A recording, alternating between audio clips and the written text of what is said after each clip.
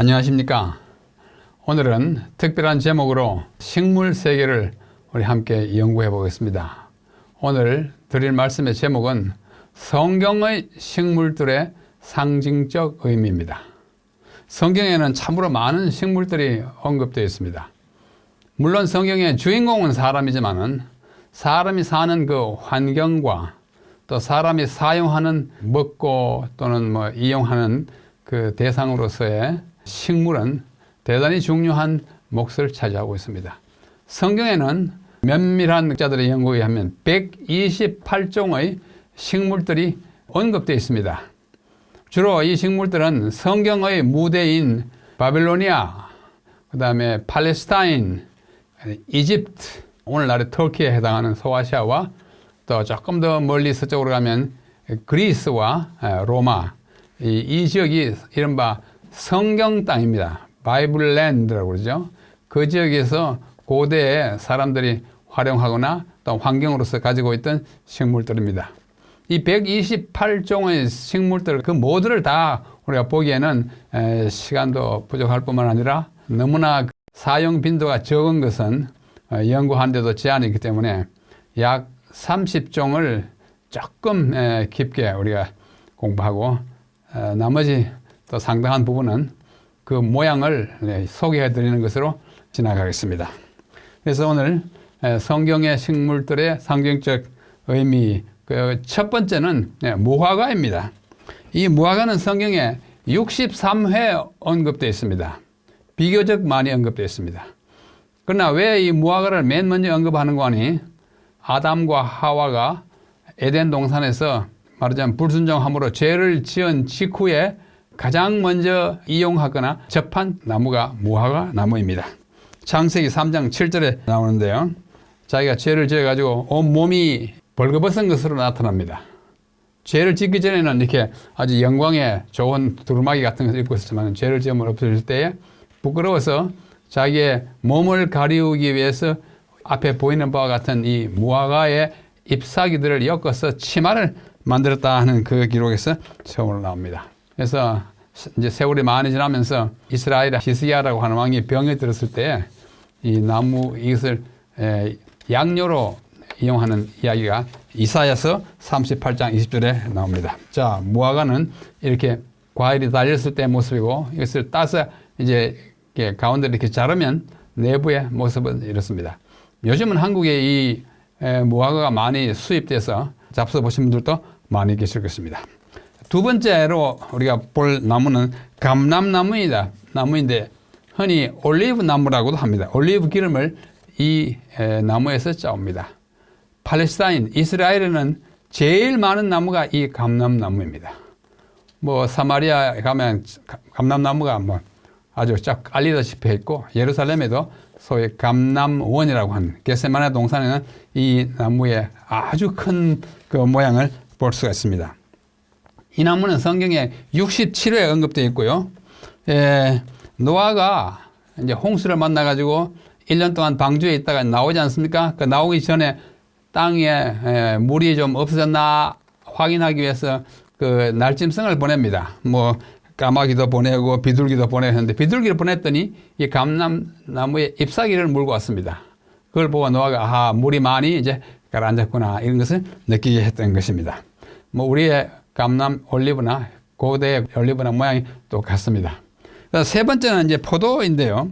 포도는 굉장히 많이 언급됐습니다. 성경에서 가장 많이 언급됐어요. 단위 그 나무로서는 나무가 103회 언급되어 있고 포도즙, 포도주, 그 다음에 건포도, 포도라는 말이 들어가 있는 걸 다 합치면 454회나 사용됐어요. 참 많이 사용된 것이죠. 포도나무, 감람나무, 무화과. 지금 방금 본 세 나무가 성경에서 가장 자주 언급된 것입니다. 또 포도주는 한 7번 나오는데요.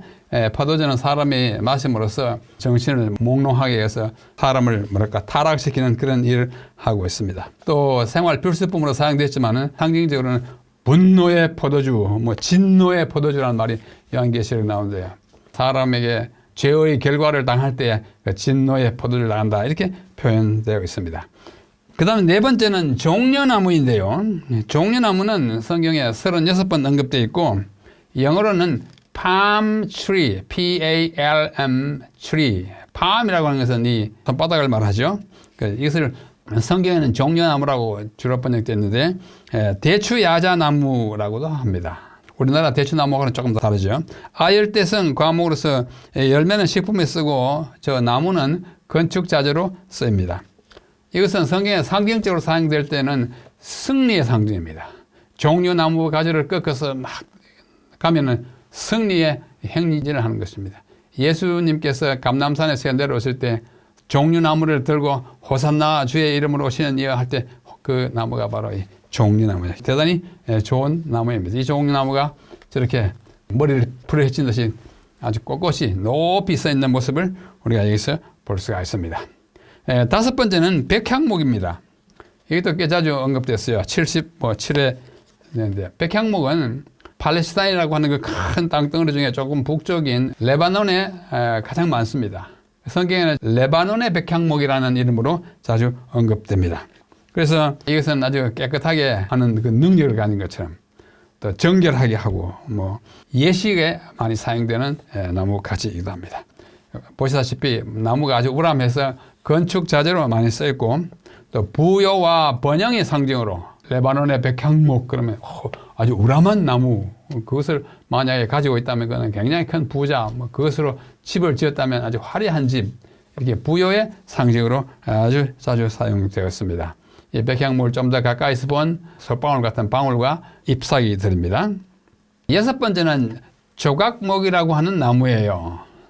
여러분 저기 보시다시피 조각목 조자가 특이하죠. 흰 벽자 밑에 7칠을 썼습니다. 이게 조자예요. 조각목이라고 하는 것은 우리말로 이제 번역한 것인데 히브리 말로는 시딤나무입니다. 그래서 성경에는 어떤 부분에서는 조각목이라고 번역되어 있고 어떤 부분에서는 시딤나무라고 이렇게 말하고 있습니다. 성경에 한 28번 언급됐는데요. 일종의 아카시아 나무입니다. 아카시아 나무하고 닮은 점이 참 많아요. 견고하고 아주 실팍합니다. 보시다시피 나무가 굉장히 단단해 보이지 않습니까? 그래서 광야에서도 잘 자랍니다. 이게 지금 광야거든요. 시내 반도를 여행해 보신 분들은 이 나무가 우리가 타고 가는 그 버스 길 좌우에 띄엄띄엄 있는 마치 이 장면과 똑같이 있는 것을 볼 것입니다. 고대 이스라엘 백성이 이집트에서 탈출해 나올 때 하나님께서 성소를 짓게 했습니다. 성소를 지을 때 나무가 많이 필요하잖아요. 그럼 무슨 나무를 지을까? 이 광야에는 다른 나무가 별로 없습니다. 이게 조각목, 이 나무예요. 아주 튼튼합니다. 아주 단단해요. 그래서 이 나무로서 주로 성소를 지었고 특별히 법궤를 지을 때도 이것을 사용했습니다. 자, 여기 모세가 지었던 것으로 추측되는 성소. 그 기둥이 쭉 있죠? 동쪽과 서쪽에는 10개씩, 남쪽과 북쪽에는 20개씩 있는데 그 안에 시딤나무로 만들었어요. 그 다음에 노스로 씌웠습니다. 안에 법궤도 이것으로 만들었던 것을 알 수 있습니다. 굉장히 강합니다. 그 다음에 이제 우리가 보는 나무는 7번째는 잣나무예요. 제가 이 잣나무라는 단어에다가 이렇게 헛다운표를 이렇게 해놨죠. 해놓은 것은 성경이 말하는 잣나무다라는 뜻입니다. 그 말은 우리가 지금 한국에서 갖고 있는 잣나무하고는 아주 다른 나무예요. 네, 지금 보다시피 한국에 있는 잣나무는 거의 소나무하고 비슷한데 이제 잣송이만 크게 달렸잖아요. 이게 잣나무인데 이 잣나무는 19번 성경에 나오는데 노아가 홍수를 대비해서 방주를 지을 때 사용한 나무가 잣나무라고 되어 있습니다. 그런데 이 잣나무는 진짜 잣나무가 아니에요. 우리 말로 번역하는 분들이 그 나무를 잘 몰라가지고 그 히브리 말로 코페르를 합니다. 코페르 나무를 잣나무라고 번역했는데 이것이 진짜 우리가 말하는 잣나무하고는 아주 거리가 먼 나무입니다. 일반적으로 이 잣나무라고 번역된 성경의 나무는 전나무에 가깝다고 합니다. 전나무. 전나무라는 것은 영어에 사이프러스라는 나무가 있어요.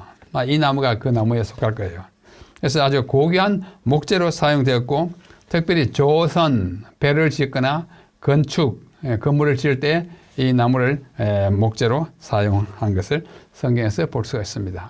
이것이 잣나무를 좀 더 가까이서 본 사진입니다. 우리나라 잣나무하고는 아주 다르죠? 예, 전혀 다른 것입니다. 자, 그 다음에는 소나무입니다. 우리가 지금 8번째 보는 소나무는 성경에 단 2번밖에 언급되지 않았어요. 우리는 소나무가 뭐 지천에 깔려있지 않습니까? 한국에 제일 많은 나무가 소나무인데 또 종류도 다양합니다.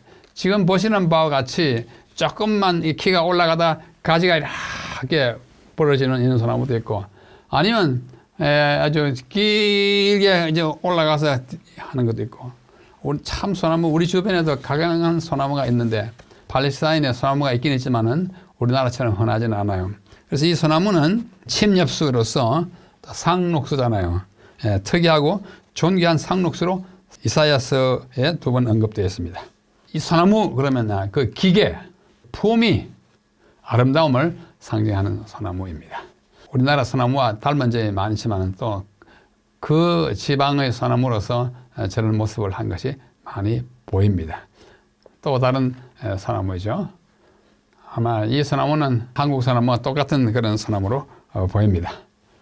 그 다음에 나오는 나무가 상수리 나무입니다. 상수리 나무는 성경에 여러 가지 단어로 번역되었습니다. 상수리 나무라고도 하고 참나무라고도 하고 에셀나무라고도 하고, 에셀은 이제 히브리 말을 그대로 갖다 옮겨놓은 것입니다. 우리나라에 있는 참나무하고 아주 비슷합니다. 똑같지는 않아요. 히브리 말로 상수리 나무를 뜻하는 단어가 여러 개 있습니다. 한 5개 있어요. 조금씩 다르고 또 전혀 다르기도 하고 다양한 형태와 용도로 쓰여 있고, 이 상수리 나무와 관련된 가진 사람이 많습니다. 아브라함이 창세기 12장에 보면은 상수리 나무 그 밑에 가서 지나가고, 야곱도 창세기 35장 4절에 보면 이 상수리 나무 밑에 거기다가 뭘 묻어두기도 하고 나서 쉬기도 하고, 여호수아도 여호수아 24장 26절에 보면 이것도 상수리 나무. 이제 보시는 바와 같이 이 나무가 가지도 크고 잎도 무성해서 그 광야와 같은 그 지역에 그 아열대 기후에서 일을 하다가 또는 여행을 하다가 그 밑에 와서 쉬기에는 더할 나위 없이 좋은 나무입니다. 그래서 사람들이 모이거나 또 만나는 일을 약속하는 그 장소로서 많이 쓰였습니다. 그래서 상수리 나무 그러면 휴식의 장소, 만남의 장소, 그렇게 성경은 우리에게 자주 말하고 있습니다.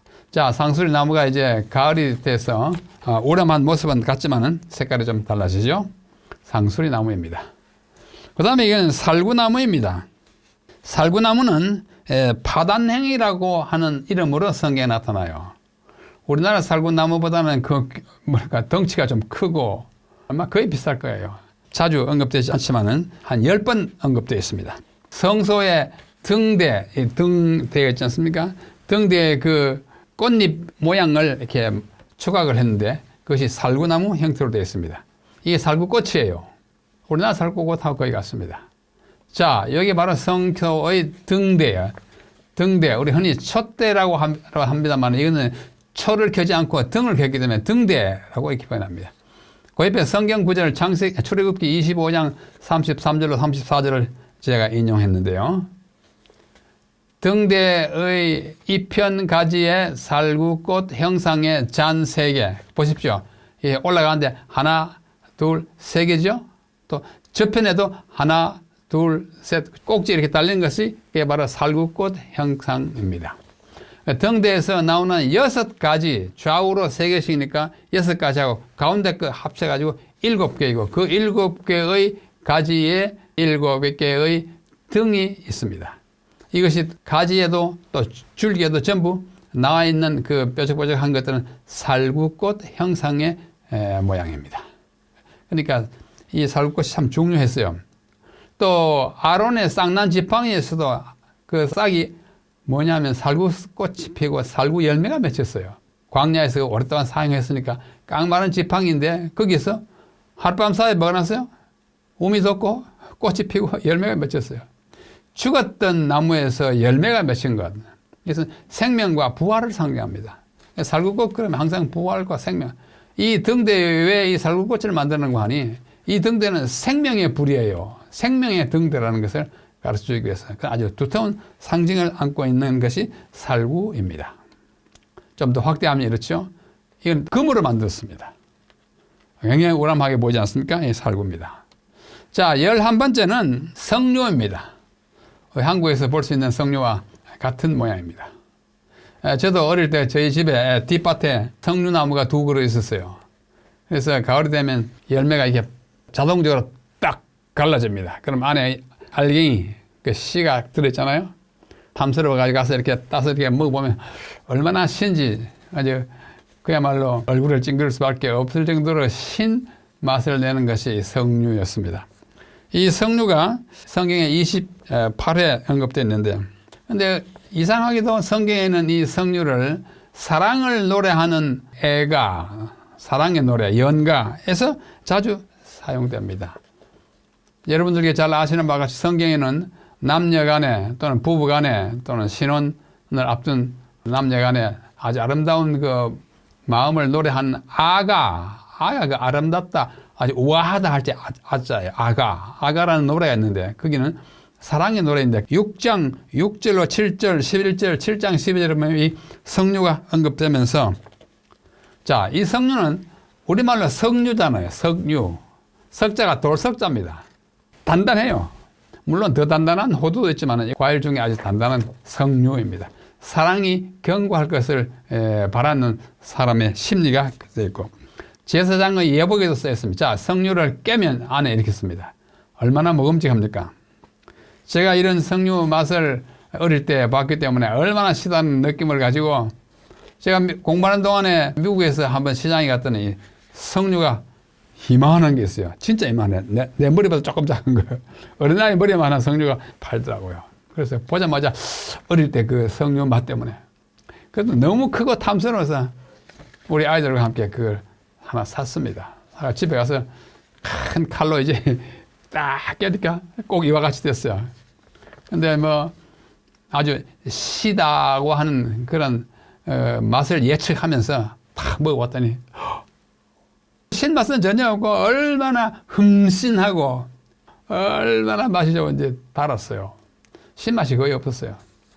그래서 제가 그 식품 가게에 가면, 간혹 가다 가면 그걸 한 개 사가져서 깨먹고 그렇게 하는데 참 맛 좋은 석류입니다.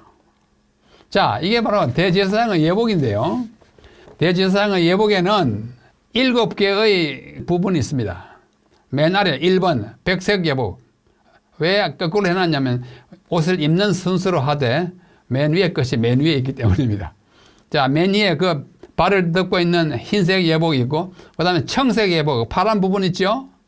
그 다음에 3번 에봇, 얼룩덜룩한 거 에봇이고, 그 다음에 가슴에 이렇게 보석이 박혀 있는 게 판결 흉패이고, 견대는 어깨에 이렇게. 그 다음에 관은 머리에. 그 다음에 앞에 이렇게 황금으로 이렇게 들어간 것이 의마에. 그게 성패입니다. 그런데 밑에서 두 번째 청색 예복, 성경은 이제 겉옷이라고 그렇게 하는데요. 거기에는 그 가장자리로 돌아가면서 금방울 72개와 석류 72개가 한 금방울 한 석류 한 금방울 한 석류 쭉 이렇게 달아놨어요. 자, 그 성경 본문이 여기 있습니다. 출애굽기 28장 31절로 35절인데요. 하나님께서 모세에게 말씀하십니다.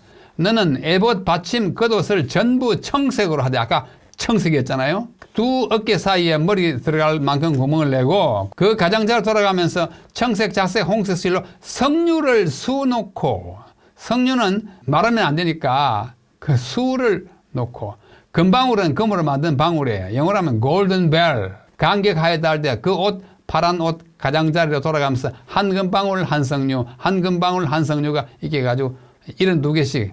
제가 우리 집에서 찍은 사진인데 참 먹음직하죠.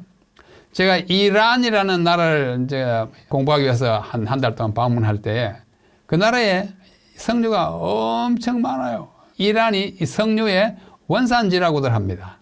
크고 맛이 좋은 석류를 우리가 많이 볼 수 있었습니다. 이거는 그림인데 아주 아름다게 그렸어요. 자, 보십시오. 방금 했던 청색 예복의 가장자리로 돌아가면서 금방울 72개와 석류 72개 합치면 144개입니다.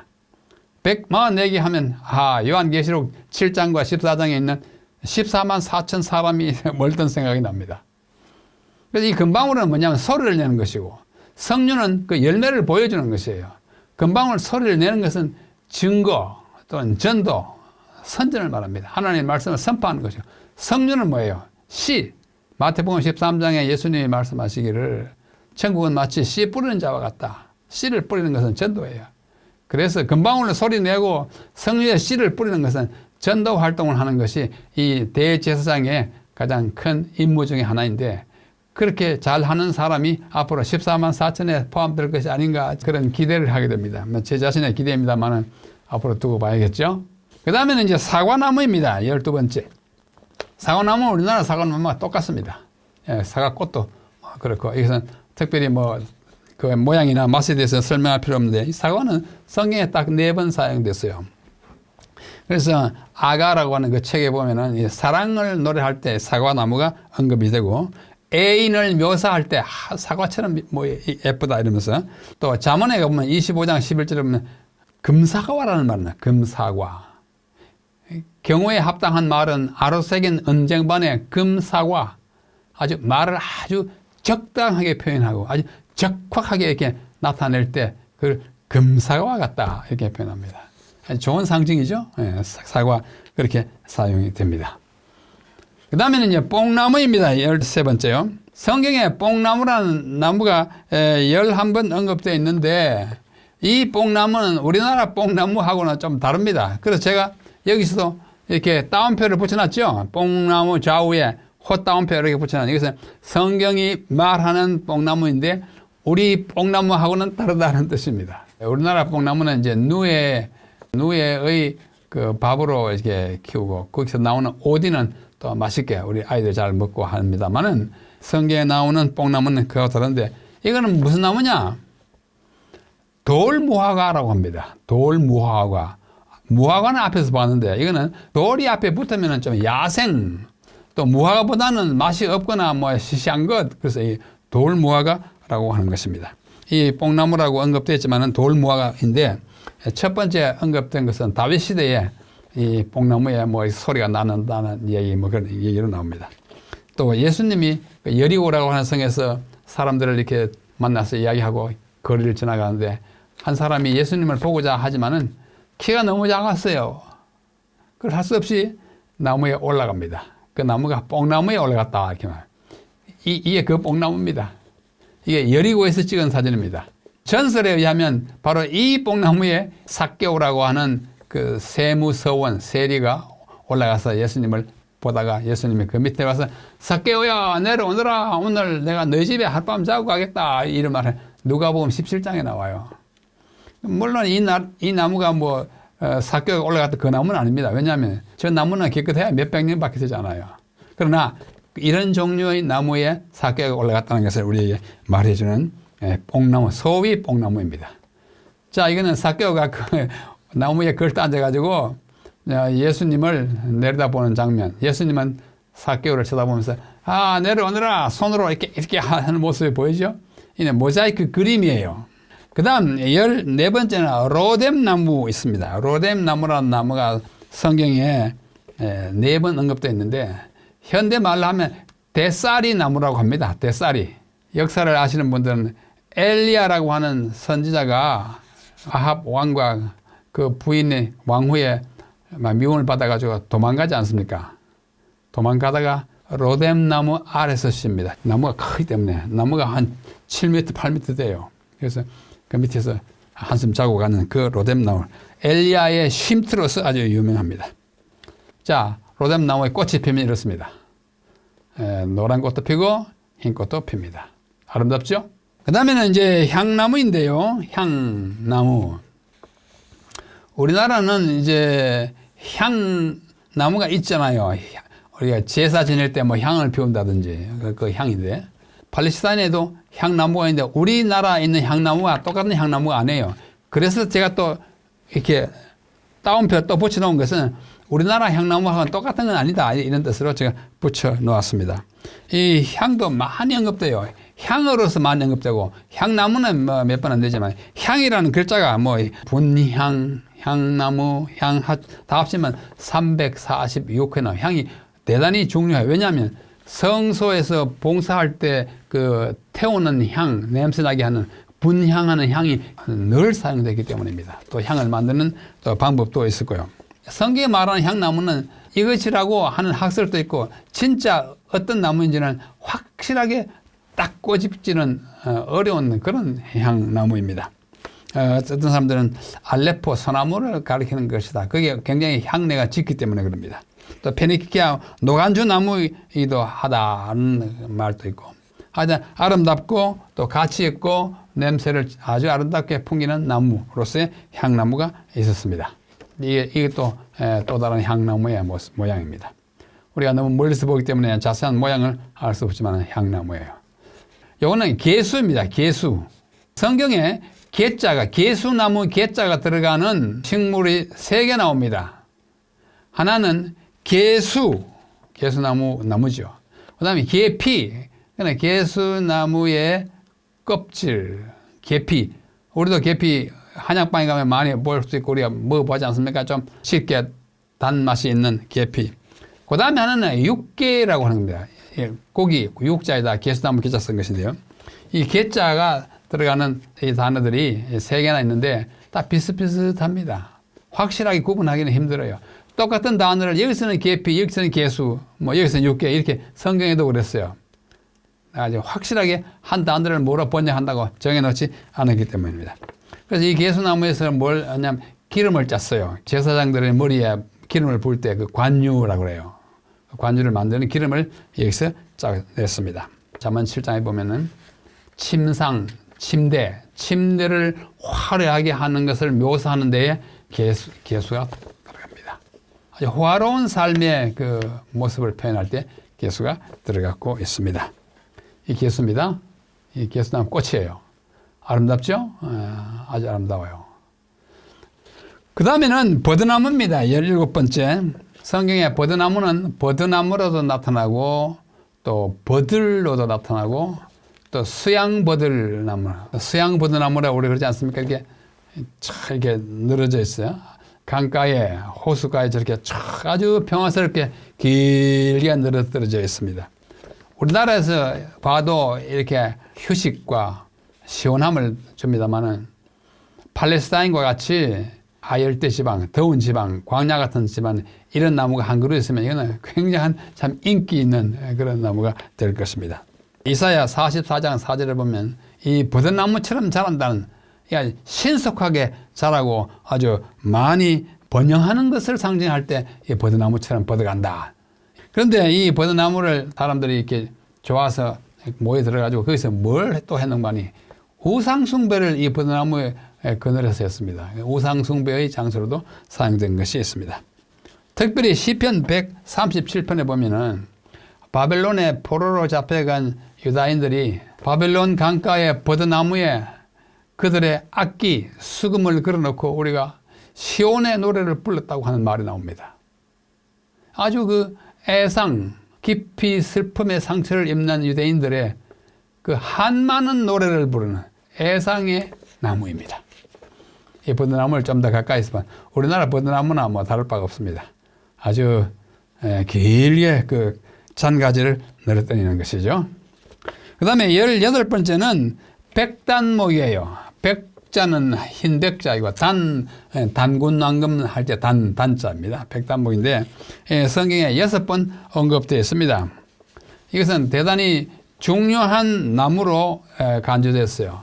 여러분이 아시는 대로 저기 남방의 여왕 스바라는 나라의 여왕이 솔로몬의 지혜에 대한 소문을 듣고 방문을 올 때에 술에다 잔뜩 그 예물을 싣고 왔는데 그게 금과 은과 백단목과 등등 여러 가지를 가지고 왔다 그럽니다. 그만큼 이 백단목은 그 사막지대의 아라비아나 그 지역에서는 대단히 중요한 나무로 인식된 고귀한 품목이었습니다.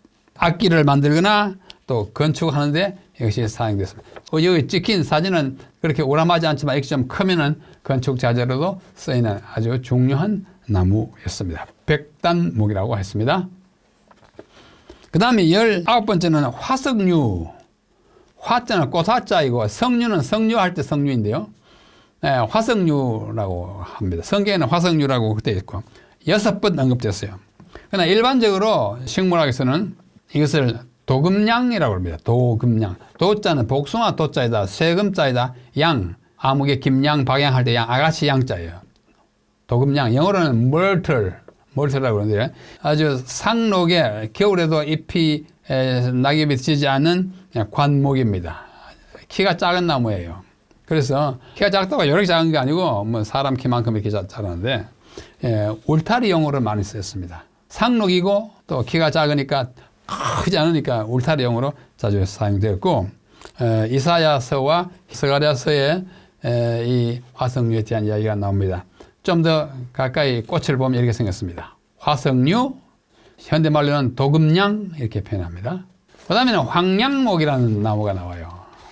이거는 우리말로 황량목이라고 되어 있는데 우리나라에는 저 나무가 아마 없는 것 같습니다. 아주 비슷한 나무는 있지만은 황량목이라고 하는 나무인데 꽃이 아주 작은 가지처럼 꽃이 피고 나무 잎사귀가 한국에서 흔히 볼 수 있는 사철나무 같은 잎사귀들과 아주 비슷한 그런 이것도 황량목 좀 더 가까이서 본 것이죠. 황량목 나무입니다. 그 다음에 이제 호두나무예요. 한자로는 호도입니다. 그런데 도를 복숭아를 가르칠 때는 다 도입니다. 천도, 복숭아, 뭐 도인데 그러나 복숭아 이외에 저 복숭아 도자가 붙으면 다 두라고 씁니다. 호도가 아니고 호두라고 읽고 앵도인데 앵두라고 읽고 자도인데 자두라고 읽습니다. 그러나 성경은 옛날 표현 그대로 호도나무로 되어 있어요. 호도가 이러면 다 아시잖아요. 오늘날 표준은 호두라고 하셔야 됩니다. 저걸 이제 말려가지고 까면 안에 이제 딱딱한 부분이 나와 그걸 다시 깨면 그야말로 우리 사람의 뇌 같은 모양을 한 견과가 나오지 않습니까? 그래서 어떤 학자들은 하나님께서 식물들 가운데 인체의 부위와 비슷한 형상으로 만든 과실이나 채소나 곡물은 우리 인체의 그 부분에 필요한 영양을 많이 가졌거나 그것을 먹었을 경우에 그것을 더 좋게 한다. 다시 말해서 호두를 먹으면 뇌가 좋아진다. 옥수수를 먹으면 이가 튼튼해진다. 옥수수가 이처럼 생겼잖아요. 이걸 가지고 이제 영양화학이라는 거, 영양물리학이라 그런다고 그래요. 혹시 그것이 사실인지 아닌지 모르지만 사실이라면 우리 어린 아이들을 키우는 부모님들은 이 호두를 아이들에게 많이 사주십시오. 제 친구, 지금은 돌아가셨는데 그분이 그 자녀가 어릴 때 날 집에 올 때마다 호두를 사가지고 갖다 주더라고요. 당신이 왜 이러냐니까 이걸 먹어야 아이들이 머리가 좋아진다고. 뇌처럼 생기지 않느냐고. 하여튼 이는 호두예요. 성경에 호두나무가 있습니다. 그 다음에 아주 특별한 나무가 하나 있습니다. 그게 뭐냐면 비자나무예요. 비자라는 것은 한자로도 좀 쓰기 힘드는데요. 이 비자가 오늘날 말로 뭐냐면 피스타초입니다. 피스타초. 좀 더 가까이 보십시오. 이게 비자 열매예요. 피스타초 아시잖아요. 요즘에 외국에서 많이 들어오잖아요. 피스타초. 이것은 성경에 딱 한 번밖에 언급되지 않았습니다. 그것은 야곱이 그의 아들들이 요셉을 만나고 다시 돌아왔다가 다시 요셉으로 보낼 때에 그 총리에게 갖다 드리라고 하는 선물 가운데 비자가 들어있습니다. 그게 창세기 43장 11절에 나와요. 야곱이 보디발에게 아들들 통해 가지고 뭐 선물을 많이 주는데 그 중에 하나가 이 비자예요. 아주 귀한 식물이었던 것 같습니다. 피스타초. 보기도 그렇게 보이죠? 이제 견과류 가운데 하나의 비자가 성경에 딱 한 번 나타나고 있습니다. 그 다음에 신풍나무라는 나무가 성경에 딱 두 번 사용되었어요. 하나는 창세기에, 하나는 에스겔서에 사용됐는데 히브리 말로. 근데 창세기에서는 신풍나무라 그랬고 에스겔서에는 단풍나무라 그랬습니다. 풍자가 같은 풍자예요. 그러나 이 보시는 바와 같이 우리나라에 있는 단풍나무하고는 비교가 안 될 만큼 그 육중하고 이렇게 마치 느티나무처럼 저렇게 되어 있는데요.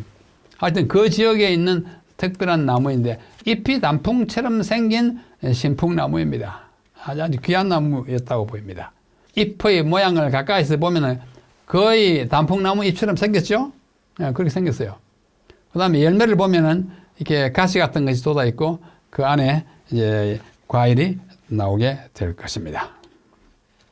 그 그 다음에 디르사 나무라고 하는 나무가 있어요. 약간 이거는 까칠까칠합니다. 이것은 팔레스타인에 좀 고유한 특별한 나무 중에 하나입니다. 그래서 우리말로 번역할 말이 없어서 그대로 디르사라고 이름을 붙였습니다. 이 디르사 열매예요. 우리나라도 비슷한 건 있을 겁니다만 똑같은 건 아닐 것입니다. 디르사라고 하는 아주 아름다운 사랑의 열매입니다. 그 다음에 쥐엄나무. 쥐엄나무는 어디에 나오는 거 하니? 탕자의 비유에 나옵니다. 비유입니다만은 둘째 아들이 아버지 나에게 물려줄 재산을 미리 다 주십시오. 내가 나가서 뭐 사업을 하든지 내가 좀 쓰겠습니다. 얘야 그렇게 하면 되나? 아버지 주십시오. 그래? 그럼 이제 줘가지고 가서 다 탕진하고 알거지가 되었습니다. 그래 할 수 없이 어떻게 해요? 쥐엄나무 열매를 따먹고 살았어요. 지금도 예루살렘에 가면 이 나무 있습니다. 그 겟세마네 위에 감람산에 이 나무가 있어요. 근데 저렇게 길쭉하게 생겼습니다. 이것이 이제 익어서 색깔이 변하면 이렇게 됩니다. 제 안에 뭐 먹을 게 별로 없어요. 사람들이 지금 잘 안 먹습니다. 주로 이걸 어디에 쓰는 거니? 돼지나 뭐 소를 먹이는 그 사료로 사용해요. 근데 이 탕자가 자기의 재산을 다 탕진하고 먹을 게 없어가지고 저런 걸 먹고 살았다는 거예요. 그래서 살다가 어느 날 어떻게 해요? 딱 떠오르는 생각이, 내 아버지 집에 큰 부유한 거 풍부한데 내가 왜 이런 걸 먹고 있어? 정신이 번쩍 들어가지고 집으로 돌아가는 탕자 이야기. 그 탕자가 먹었다고 하는 나무의 열매, 이 쥐엄 열매입니다. 먹을만 합니까? 먹을 거 별로 없어요. 그 다음에 유향목은 이제 향을 많이 내는 나무예요. 젖처럼, 젖. 유자가 젖 유자예요. 엄마 젖. 저를 이렇게 꺾거나 베면 어머니의 젖 같은 약간 누르스름한 액체가 나오고 그 향기가 있어서 그것을 향으로 사용하는 나무입니다. 보시다시피 광야에 띄엄띄엄 있는 나무예요. 아까 본 시띠나무처럼. 그 다음에 침향목이라는 게 있어요. 이런 걸 우리나라에서 지금 많이 보잖아요. 흔히 알로에, 그죠? 알로에라 그죠? 영어로는 알로우, 우리는 알로에 이렇게 하는데 이렇게 생겼는데 저것도 끊으면 간에서 진액이 나오잖아요. 진액이 여러분 맛보셔서 아실 거예요. 어떤 알로에는 굉장히 써요. 침향처럼 썼네. 그 고난의 상징이에요. 성경에서 침향 그러면 고난, 예수님 돌아가실 때 침향을 갖다 예수님 십자가의 그 고난을 상징하는 게 침. 그러나 모든 침향이 알로에가 모두 다 쓰지는 않습니다. 그러나 쓸수록 약효가 더 있다고 하는 것이 일반적인 얘기입니다. 침향목 우리가 보는 것과 똑같습니다. 그 다음에 가시나무. 가시 보입니까? 가시가 충충충충. 우리나라 아카시아하고는 조금 달라요. 그러나 가시가 많이 돋쳤기 때문에 가시나무라고 합니다. 가시는 고통의 상징이에요. 가시가 우리 몸을 찌르잖아요. 예수님의 면류관을 가시로 저걸 만들었어요. 고통입니다. 고통의 상징입니다. 그 다음에 아름다운 나무라고 이제 저기 다시 다운표를 붙여놨죠. 이것은 초막절에 이스라엘 백성들이 가지고 와서 흔들던 4가지 식물 중에 하나가 아름다운 나무예요. 이게 히브리 말로는 에트록이라고 그러는데 우리말에 그 없기 때문에 아름다운 나무라고 이렇게 붙였습니다. 보면은 잎이 있고 또 과일이 큰 게 좀 맺혀 있고 저걸 가지를 뜯다가 초막절 행사에 참여했습니다. 아름다운 나무, 이 열매가 이렇게 생겼어요.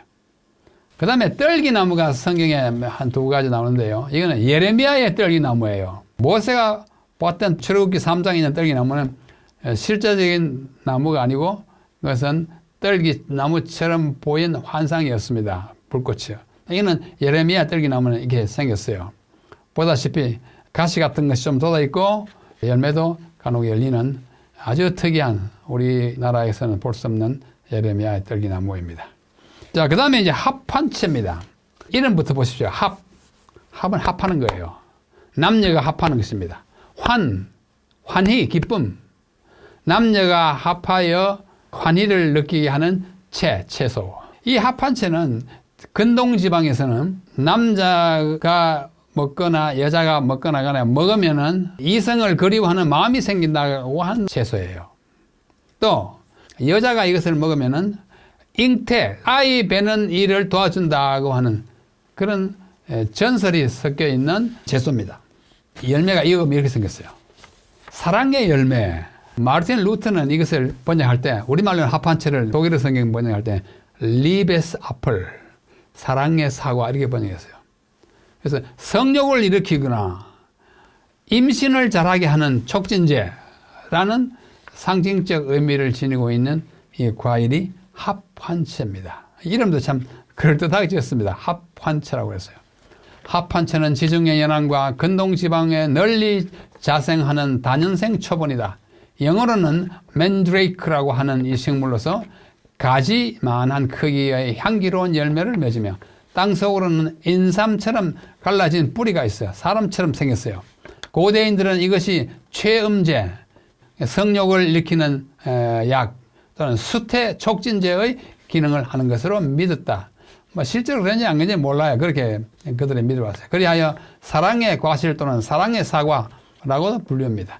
루벤이 추수하는 집안 사람들을 따라 들판에 나갔다 영문도 모른 채 이것을 따옴으로써 발단이 된 이 합한채 사건은 자식을 많이 낳아 남편의 사랑을 독차지하려고 하던 레아와 라헬의 경쟁이 얼마나 심각했는지를 보여주는 단적인 경우라고 할 수가 있겠습니다. 그 다음에는 우슬초입니다. 이 우슬초는 흔히 있고 아주 값싼 풀이었어요. 열왕기상 4장 33절을 보면은 다윗에 대해서 이야기할 때 레바논의 백향목으로부터 우슬초까지 모든 식물을 다 안다. 솔로몬에 대한 이야기입니다. 그러니까 백향목은 아까 보았죠.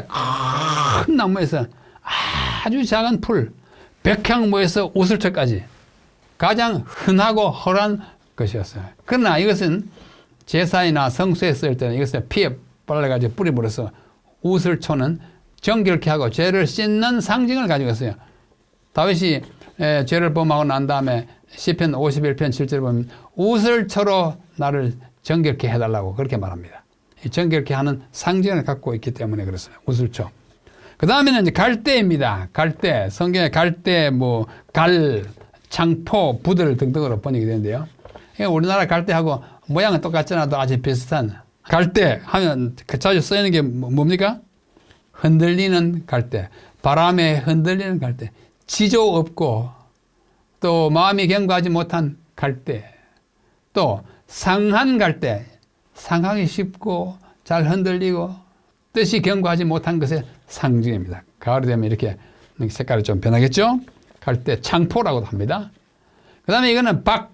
우리나라 박하고 아주 닮았어요. 생김새가 조금 옆으로 벌어진 것 외에는 채소로서 우리가 먹기에 가장 편한 것 중에 하나죠. 그 다음에 유향이라는 것은 또 다른 나무가 있어요. 또 유향나무 말고 유향이 또 있었습니다. 그래서 번역상에 고충을 겪으면서 유향나무라는 것 따로 있고 유향이 따로 있어요. 여기서도 향을 따서 관유를 만들 때 사용하였습니다. 아주 귀한 성소 봉사의 기름이었습니다. 그 다음에 모략. 이 모략은 또 아주 쓴 약이에요. 이게 또 고난을 상징합니다. 황금과 유향과 모략, 예수님의 고난을 상징하는 이 모략을 동방 박사들이 가지고 왔을 때 그 중에 하나 포함되었습니다. 이게 모략 꽃이에요. 그 다음에 박하, 우리나라 박하하고 똑같습니다. 민트라고 그러죠. 박하에 11조를 바친다고 마태복음 23장에 나와 있습니다. 그 다음에 운향, 박하와 운향, 아주 보잘것없는 들의 꽃, 운향이에요. 우리나라도 이 비슷한 꽃들이 참 많이 있죠. 운향꽃입니다. 그 다음 회향, 회향은 또 다른 향인데요. 이사야서에 나오는 회향인데 들풀이에요. 들풀에 그것도 이제 향을 만들어가지고 팔기도 하고 했습니다. 큰 향은 대회향이라고 했고, 또 이거는 소회향. 사진으로는 이게 더 큽니다만, 이름으로서는 이게 소회향입니다. 자, 이건 밀. 우리나라 밀하고 똑같죠? 거기도 밀이 꽤 있습니다. 우리나라와 비슷하게. 이거는 보리. 밀과 보리, 대맥, 소맥이라고 그러죠? 보리는 대맥, 밀은 소맥, 그렇게 말합니다. 이건 귀리. 보리와 밀과 함께 매우 비슷하게 생겼으면서 우리에게 별 도움이 안 되는 식물 귀리. 자, 요거는 콩. 우리나라 콩하고 비슷하죠. 나무는 비슷한데 콩 모양은 각각입니다. 우리나라 콩은 좀 둥글고 그런데 요거는 납작납작한 것이. 요건 팥. 팥은 이제 그 색깔이 다른 것이 있습니다. 조, 우리나라 조하고 똑같아요. 서숙이라고 하죠. 이거는 오이죠, 오이. 이거는 수박, 우리나라 수박하고 똑같습니다. 애굽에는 많았는데 광야에는 없어가지고 사람들이 수박 먹고 싶다 그러죠. 이건 다른 형태의 수박. 우리 무등산 수박은 이와 비슷하게 생겼을 겁니다. 그 대신 크죠. 부추. 우리나라 부추보다는 조금 달라요. 그렇죠? 그러나 맛과 성능은 거의 같습니다. 부추꽃. 그 다음에 파. 거의 같죠? 한쪽은 파 꽃이고 마늘 뭐 똑같습니다. 기어자. 요거는 이제 기어자씨 비유가 나오는데 이 기어자가 나무는 커요. 근데 뭐가 작은 거 아니? 씨가 작아요.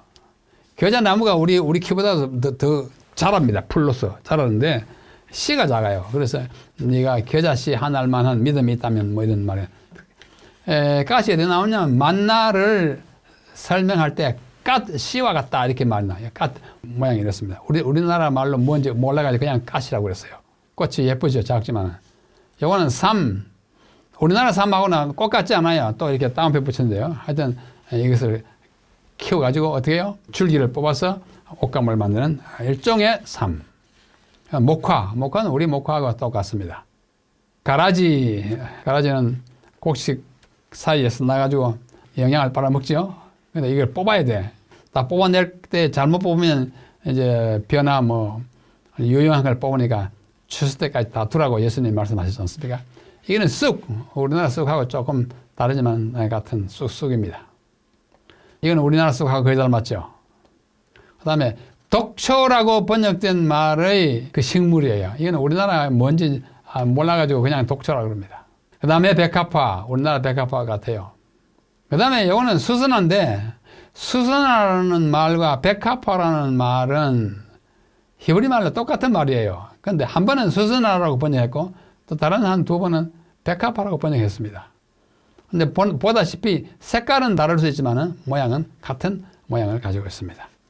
고벨화입니다. 이게 아주 재밌는 거예요. 고벨화는 성경에 딱 두 번 언급되어 있는데 아마 아가라고 하는 노래에서 사용되어 가지고 우리말로 번역하기 힘든 그런 노래인 것 같습니다.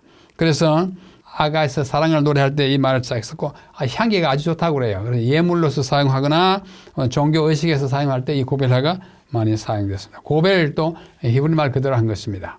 서양 말로는 헤나, Henna, 헤나 나무라고 일컫는다고 합니다. 고벨이 꽃이에요. 아주 복잡하죠, 꽃이. 그러나 아름답습니다. 그 다음에 나도초라고 하는 풀이 나옵니다. 5번 성경에 나오는데요. 나도초라고 구약에 나오고 신약에서는 나드라고 합니다. 이 나드는 향을 빼보내는 것인데 옥합에 이 나드 향을 가져가서 예수님의 발에 뿌리는 마리아 나도초입니다. 그 다음에 이 번홍화는 아주 참 색깔이 다채로운 꽃이에요. 성경에 딱 한 번 언급되었습니다. 아가서 4장 14절에 있는데요. 희귀하고 아름답고 그래서 사랑을 노래할 때 언급된 것입니다. 번홍화 꽃이 이렇게 있고요. 번홍화. 자, 이제는 이 땅에 없는 에덴 동산의 두 나무. 왼쪽은 생명나무. 오른쪽은 선악을 알게 하는 나무. 선악을 알게 한 나무에 이렇게 올라간 그 뱀의 그 위의 모습은 사람처럼 그림이에요. 뭐 실제로 그거 아니에요. 머리에 뿔난 사탄이 뱀에 들어가가지고 하와에게 이제 따먹게 하는 얼굴 표정을 한번 보세요. 아주 능글능글합니다. 그 다음에 왼쪽 사진은 이게 소위 생명나무인데 천사들이 지키고 섰습니다. 아마 창세기 3장 25절을 그룹 천사를 저렇게 형상화하지 않나 생각합니다. 둘 다 상상화입니다. 실제로는 그렇게 어떻게 되는지 모르니까. 그 외에도 많이 아까 말씀드린 바와 같이 128종의 나무가 있지만은 일일이 다 보지 못했습니다. 그래서 이 짧은 한 1시간 동안에 한 40개 봤습니다. 이거는 이제 미켈란젤로가 그린 아담과 하와가 선악과를 따먹는 장면과 그 후에 이제 에덴 동산으로부터 쫓겨나는 장면을 한 폭의 그림에다 그린 것입니다. 어디까지나 상상화예요. 그러나 사실은 뭐예요? 선악과를 따먹었다. 또 다른 사실은 뭐예요? 쫓겨났다. 성경에는 여러 산들이 있습니다. 쭉쭉쭉 보고 말겠습니다. 갈멜산, 감람산, 그리심산, 그리심산 다니면 그다음에 길보아산, 다볼산, 그다음에 시온산. 알프레드 조이스 킬머라고 하는 사람이 쓴 나무라고 하는 시를 제가 좀 소개해드리고 이 강의를 마치겠습니다. 나무를 노래한 시의 백미. 이 나무가 아까 본 소나무인데 여러분이 보기에는 뭐 같습니까? 팔을 이렇게 벌리고 있는 것 같잖아요. 이 킬머라고 하는 시인의 눈에는 이 나무가 기도하는 것처럼 보입니다. 그가 이렇게 시를 썼어요. 나는 결코 볼 수 없으리 나무만큼 사랑스러운 시를 대지의 단물 흐르는 젖가슴을 향하여 굶주린 입을 뻗치고 있는 나무 온종일 하나님을 우러러보며 잎이 무성한 팔을 들어 기도하는 나무 여름이면 그의 머리숱에 방울새의 보금자리를 깃들이는 나무 그의 가슴엔 눈이 쌓였었고 비와 더불어 정답게 사는 나무 신은 나 같은 바보들이나 짓지만 나무를 지을 수 있는 분은 오직 하나님뿐. 아주 아름다운 시입니다. 그래서 이 나무가 주는 유익은 이러한 정서적인 것과 함께 실제로 우리가 집을 지은다든지 우리가 뭐 옛날에는 뭐 연필도 다 나무잖아요. 그렇죠? 목재에서 얻는 것이 참 많습니다. 이런 나무들이 성경에 많이 있고 그러나 특별히 성경에 썼을 때 많은 나무들은 깊은 상징을 갖고 있다는 것. 그것이 오늘의 우리가 생각해야 할 점입니다. 이 성경의 나무를 대하실 때마다 하나님께서 이런 나무를 지으셨구나. 128종이나 성경에 있구나. 그것이 무슨 상징적 의미를 갖고 있는지 제가 오늘 드린 것은 뭐 그 전체의 뭐 일부에 불과합니다만은 더 깊은 연구를 통해서 성경에 갖고 있는 그 깊은 상징, 특별히 나무가 주는 꽃과 식물이 초목이 주는 그 의미를 생각하는 가운데 구속의 드라마에 이 나무들이 왜 써 있는지를 생각하는 것은 우리에게 깊은 은혜와 감동을 준다고 생각합니다. 여러분, 우리 주변에 있는 나무들에 늘 감사하시고 또 나무를 보고 시도 쓰시고 성경에 있는 나무와 더 친숙해지기를 바라면서 오늘 강의를 여기서 마치겠습니다. 여러분 경청해 주셔서 감사합니다. 안녕히 계십시오.